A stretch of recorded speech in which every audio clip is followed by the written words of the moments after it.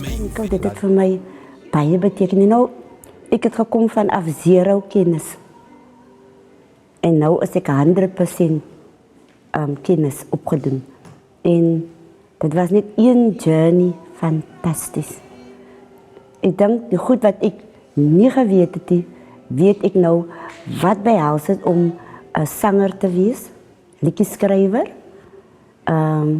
of 'n sanger, whatever. Nou weet ek wat het alles behels. Voorheen was dit nou net, jy gaan nie net gaan bla bla bla bla bla nie. Werk is so nie, opleiding is baie, baie belangrik. Want jy gaan aan die einde van die dag, gaan jy 'n gehoor kry. En jy sal moet, voor hulle, sal jy moet die liedjie kan doen. En dan word jy ook geleer, wat jy moet eintlik jou gehoor intrek. Kan jy my hoor?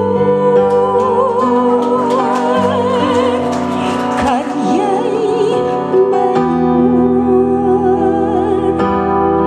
Die golwe dra my liefde tot by jou. Ek beloof ek bly getrou.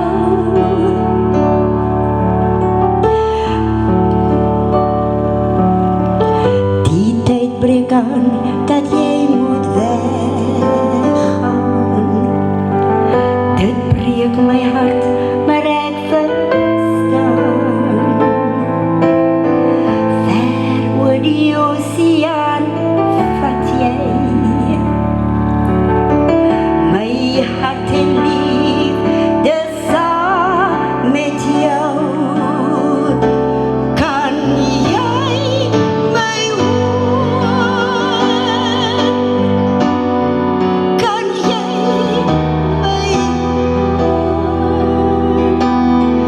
Die golwe dra my liefde tot by jou.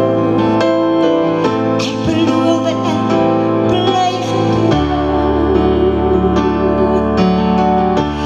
Kan jy my hoor? Kan jy my hoor? Die golwe dra my liefde tot by jou. Ek beloof ek bly getrou.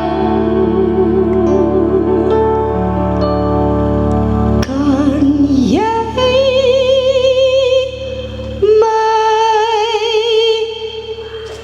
hoor?